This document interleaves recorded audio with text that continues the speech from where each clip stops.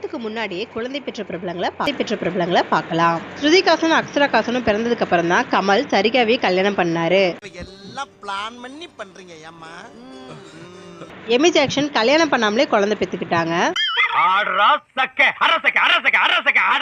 சமீரா ரெட்டியும் அவரோட ஹஸ்பண்டும் மேரேஜுக்கு முன்னாடியே லிவ் இன் ரிலேஷன்ஷிப்ல இருந்தாங்க. மேரேஜ் ஆகி 7 மாசத்துலயே குழந்தை பிறந்துருச்சு. நீங்க பொது மனுஷன், நீங்களே நியாயத்தை சொல்லுங்க. ஒரு பொண்ணுக்கு கல்யாணம் ஆனா எத்தனை மாசத்துல குழந்தை பிறக்கும்? எப்படியும் 10 மாசம் ஆகும். இது எங்களுக்கு தெரியாதா? இதை சொல்றதுக்கு அசலூர்ல போட்டு வரணும். 10 மாச கணக்குக்கு அசலூர் என்ன உள்ளூர் என்ன போய் சொல்லிட்டு சமாளிக்க. இது எதுக்கு சட்டம்? யாரு திட்டணும் தெரியலங்க. இது உங்க பிரச்சனையா? இவர் என்ன போய் சொன்னாரு?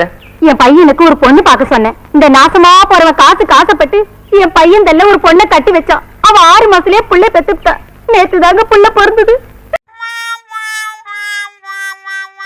6 மாசத்துலயே குழந்தை பிறந்துச்சா? கரெக்ட்.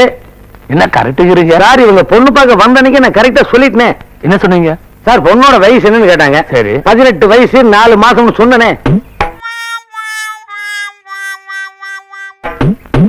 4 மாசம் சொன்னீங்க. ஆமா, 6 நாள் 10, 10வது மாசம் குழந்தை பிறக்காதா? 10வது மாசம் குழந்தை பிறக்காதா? 4 மாசம் கர்ப்பமா இருந்தாங்க. ரொம்ப நேர்மையான சார்.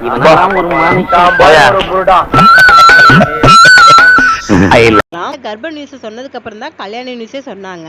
ஸ்ரீதேவி கல்யாணம் ஆகி 2 மாசத்துல ஜான்வியை பெற்றெடுத்தாங்க. நோட் பண்ணுங்கப்பா பின்றாம்பா. தம்பி, நீ மெட்ராஸ் வந்தீங்கன்னா உனக்கு பெரிய எதிர்காலம் இருக்கு. உங்களுக்கு எனக்கு நீ டவுட் தான்.